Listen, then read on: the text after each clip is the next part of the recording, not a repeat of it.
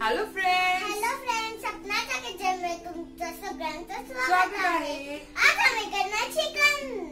आम्ही करणार आहोत चिकन 65 मसाला। या आधी मी तुम्हाला चिकन 65 कसं करायचं दाखवलं होतं। आज मी तुम्हाला चिकन 65 मसाला कसा करायचा दाखवणार आहे।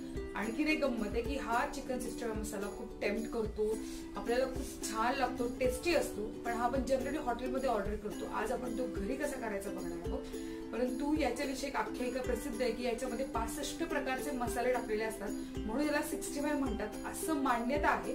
परंतु ते आख्यायिका स्वरूपातच आहे, किंवा असंही म्हणतात की 65 दिवस चिकन म्हणजे कोंबडी तयार करतात आणि मग ती कट करतात, म्हणून त्याला चिकन 65 मसाला असं म्हणतात। तर बघूयात आपण चिकन 65 मसाला आणि त्यासाठी लागणारे साहित्य।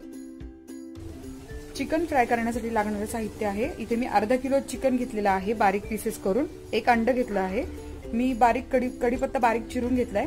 ही 3G पेस्ट आहे। या 3G पेस्ट मध्ये आलं, लसूण आणि हिरवी मिरची समप्रमाणात घेतलेली आहे। ही आपण 1 टेबलस्पून घेतली आहे। इथे मी गरम मसाला घेतलाय, तो 1 टीस्पून घेतलाय। लाल तिखट घेतलंय 1 टीस्पून घेतलंय। हळद घेतली ती ½ टीस्पून आहे आणि इथे धना पावडर ते 1 टीस्पून आहे। आपलं मीठ घेतलेलं आहे ते 1 टीस्पून आहे। इथे मी कॉर्न फ्लावर घेतलंय जे की 3 टेबलस्पून आहे आणि दही घेतलंय तेही 3 टेबलस्पून घेतलेलं आहे। आता आपण कृतीला सुरुवात करूया। सगळं साहित्य टाकायचं आहे। ही मी 3G पेस्ट टाकते, आलं लसूण मिरचीची टाकायचं आपल्याला इथे।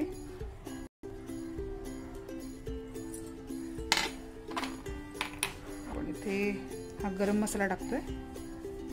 बाजारात रेडीमेड मसाला मिळत असतो, परंतु मी इथे खास करून घरच्या घरी आपल्याला कसा मसाला तयार करता येईल हे दाखवते आहे।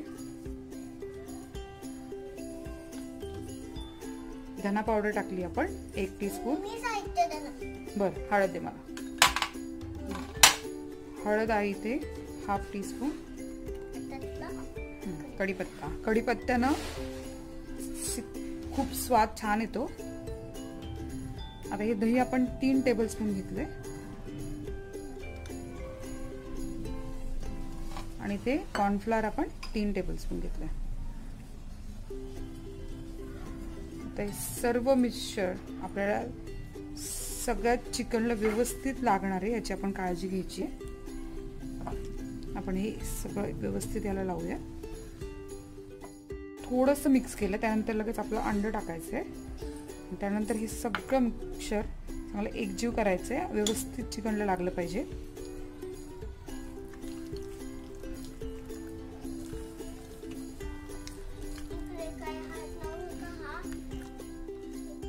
आपले सर्व मसाले छान मिक्स झालेले आहेत आणि आता आपण हे 15 मिनिटं मिक्सर असंच ठेवणार आहे मॅरिनेट करायला, आणि त्यानंतर आपण हे मिक्सर तळून घ्यायचं।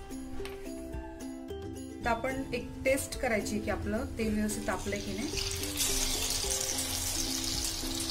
आपलं तेल व्यवस्थित तापलेलं आहे। हे चिकन कच्चं आहे त्याच्यामुळे आपल्याला थोडा वेळ लागणार आहे। पूर्णपणे बारीक गॅसवरती आपलं तेल तापत होतं आणि बारीक गॅसवर हे म्हणजे मध्यम आच किंवा बारीक आच असताना आपण चिकन तळून घ्यायचंय, नाहीतर करपू शकतो ते।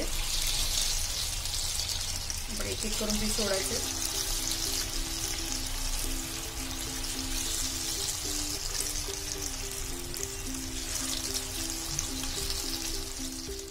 साधारणपणे आपण फोडणीला द्यायला कढीपत्त्याचा वापर करतो, पण आपण याच्यामध्ये चिकन तळताना आपण कढीपत्ता बॅटरीमध्ये टाकला, त्याच्यामुळे याचा स्वाद किंवा याचा सुगंध असा द्विगुणित झालाय, खूप वाढलाय। आणि आपण सुरुवातीला गॅस बारीक ठेवला होता, परंतु त्याला चांगलं चिकन शिजल्यावरती 5 मिनिटानंतर मी गॅस मोठा केलाय। आता मस्त रंग यायला लागलाय।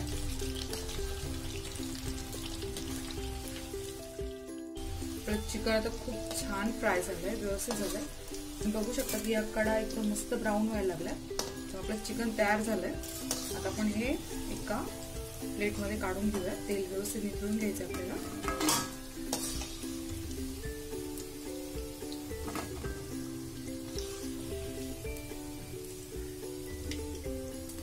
त्याचा सुगंध तर खूप छान सुटलाय।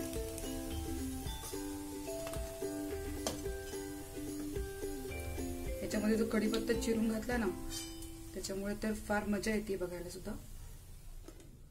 ग्रेव्ही तयार करण्यासाठी आपण सुरुवातीला तेल टाकले कढईमध्ये, आपण लसूण टाकणार आहे।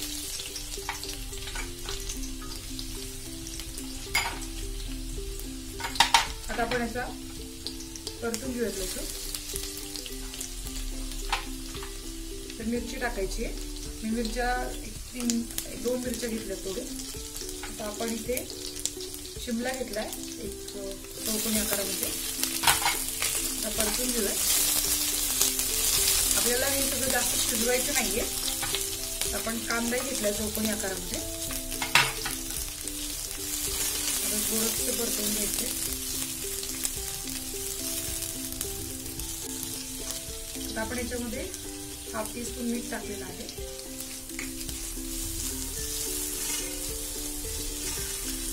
त्याच्यात आपण काळी मिरी टाकणार आहे. आपण शक्यतो फ्रेश काळी मिरपूड वापरा, आणि स्वाद खूप छान येतो ग्रेव्हीला.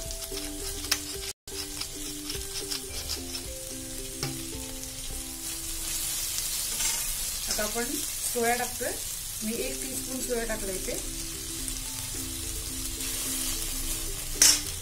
आता आपण इथे 1 टेबलस्पून सॉस टाकलाय, टोमॅटो सॉस.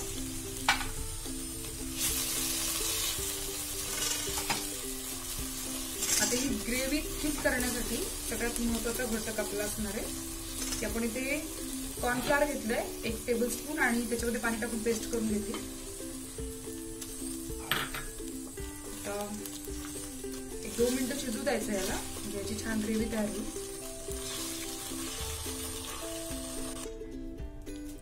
आपली ग्रेव्ही आता तयार झालेली आहे. टाकायचंय आणि सोबतच सॉटे करून घ्यायचे चांगले व्यवस्थित. मिक्स करायचे. सगळी ग्रेव्ही त्या पीसेसला लागली पाहिजे. 2 मिनिटं फक्त गॅसवर ठेवायचं आणि आपला गॅस बंद करायचा. ग्रेव्ही बाउलमध्ये काढून घेऊया. आता टेक्स्चर, याचा लुक खूप छान आलाय. तुमच्या आवडीनुसार तुम्ही ग्रेव्ही कमी जास्त करू शकता, पातळ किंवा घट्ट जास्त प्रमाणात.